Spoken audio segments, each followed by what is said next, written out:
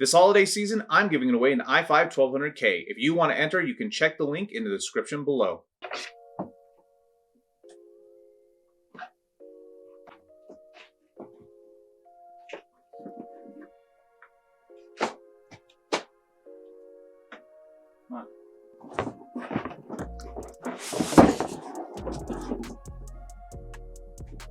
So it was upside down inside, but it should be fine.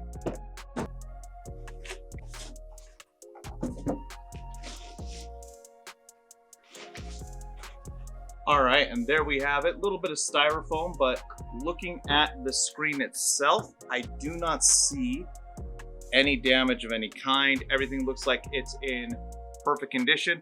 Obviously, when we get this thing plugged in, I'm gonna check for like dead pixels and everything else that we need to check for on something like this. But I don't want to bore you guys with me literally having to take these monitors apart and moving that across, so we're gonna fast forward to when that's all done. Sorry, before putting this together, one thing I did want to show you guys is on this panel, all of your power toggles, everything are gonna be on the right-hand side. It has the thumbstick basically for navigation down here. This is something that's going to be pretty common in these types of monitors, obviously higher end.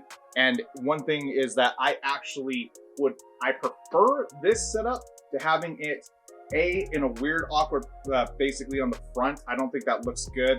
You know, bottom mounted is fine too. Some people don't like this. I think it's fine, but if you want to know where all your power and everything are for settings, it's on this right-hand side. So now I'm going to put it together. All right, so that required a little bit of work to make it the way I need it to be.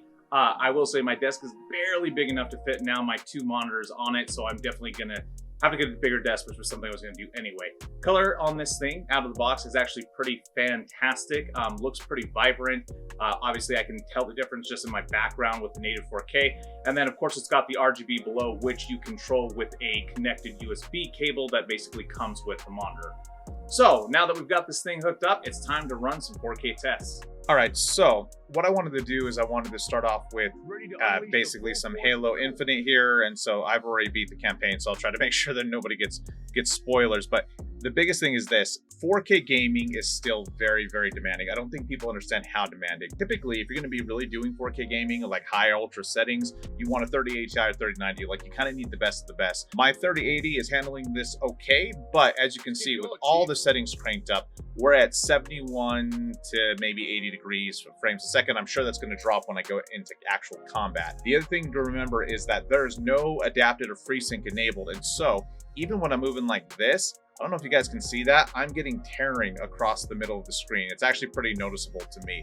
So some of you may not care, and depending on the game you're playing, 144 Hertz versus a little tearing, or maybe if you don't get any tearing, that's what you would have. But my guess is that most people are going to have adaptive sync turned on and at 120 Hertz and be okay with that, because honestly, having like screen tearing is a big issue. Especially in competitive games. It can really distract from what you're trying to do. But we're gonna go out in the world and kill some, you know, Banish basically, so you guys can see kind of what this looks like. One thing I will say is this game looks fantastic at 4K ultra settings on this monitor. I mean, look at the detail on my gun. Like, I think everything honestly looks... Oh, well, I'm not gonna grab that because I don't want to create spoilers for anybody, but we're just gonna go up here and see if we can find some Banish to kill really quickly. Yeah, I mean, the tearing is noticeable to me. It's slight, but it's noticeable. And for someone who's used to not having tearing, I mean, I think that, you know, that's the way to go. I'm planning on beating this game again when Legendary comes out with my buddy for co-op, because I beat it on Heroic. So that's this difficulty, in case any of you Halo tryhards are curious on what difficulty I beat this on. I'm a Halo tryhard, so there is that. All right, and so here you guys can see same thing, getting like 60 frames, but now we have FreeSync or adaptive sync is turned on. We're only at 120 Hertz, but this allows me to enable HDR, and I think it actually makes a significant difference. I don't know how well it's translating to the actual recording, but like screen tearing, lighting, obviously lighting conditions, things like that. Like, I think the game looks better because now we have HDR, you know, HDR actually is enabled. So like, here's the thing, to me that just makes so much more sense. And obviously I'm getting 60 to 70 frames in this game anyway. Like, I'm gonna try some that actually have DLSS for adaptive sync, so that way we can basically see if there's an actual real comparison between the two. you know, to get better resolution and all that. But again, it really just depends on what your preference is. But for me, I'll take this over 144 hertz, at least on this monitor right now. 4K gaming, 144 hertz is still only for, you know, the 1% of people who can afford like a 3090. And even then, you're not going to be able to do it across all games. Now, again, Halo being a console-like title, this makes more sense because, you know, 60 frames a second, that's basically what console gamers are getting anyway most of the time. So I think that I would be totally fine with this experience if it was something that I was trying out, you know. Again, it's just one of those things where it's just not something that I think people understand how demanding 4K actually is.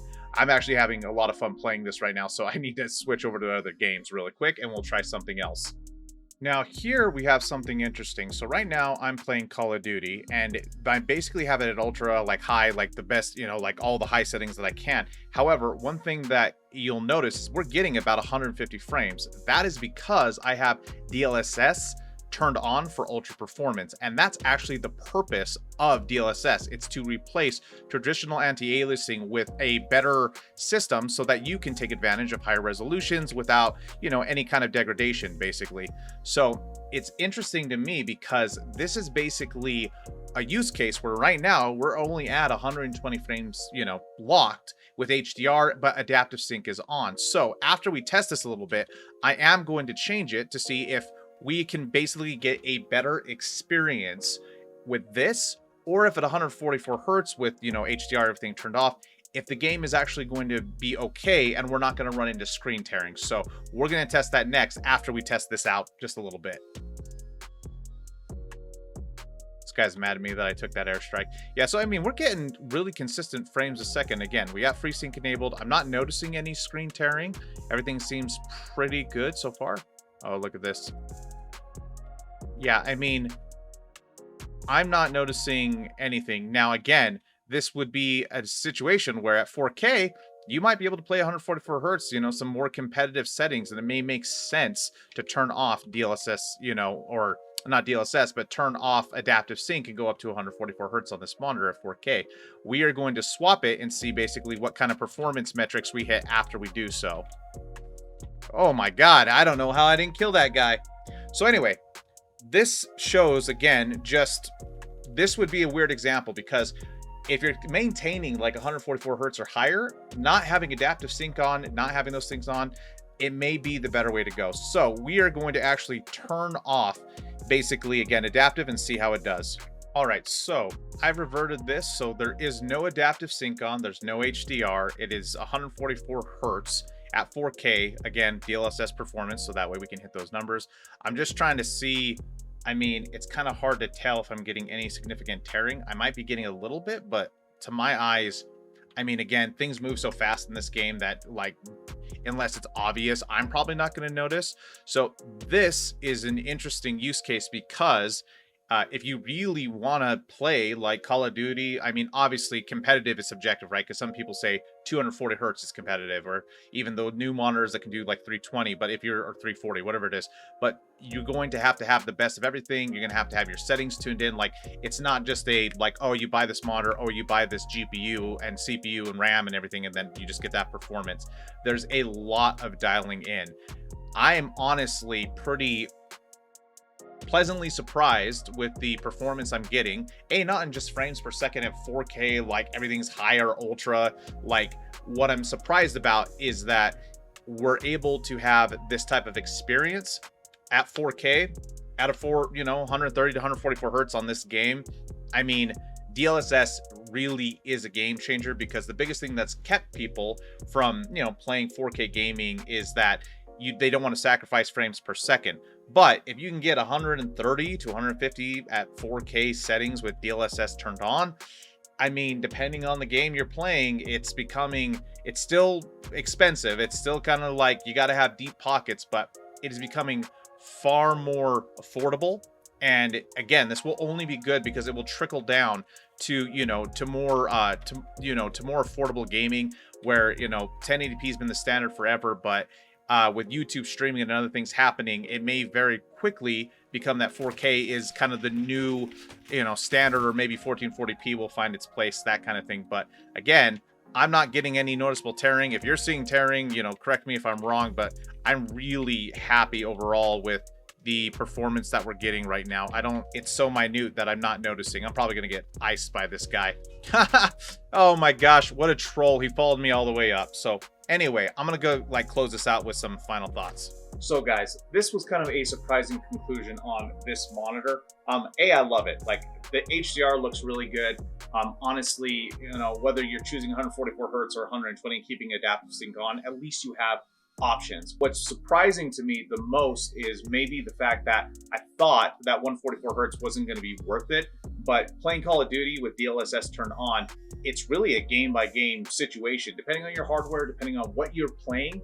If, you know, I could easily, you know, drop in now with 4K and, you know, at least for me, play with competitive enough settings and high enough refresh rate that I should still be able to play the way that I want to play. Whereas games like Halo, obviously having adaptive sync turned on made a big difference for screen tearing, but that's only because it's kind of like a console first game. And so screen tearing is something, you know, because typically it's going to be VSync at 60 frames on a console anyway. It's not like a straight yes or no. But remember, if you are going to be using this 144 hertz, you need to make sure that first you turn off adaptive sync and HDR, which again, just a button on the monitor that I was showing you guys in the back.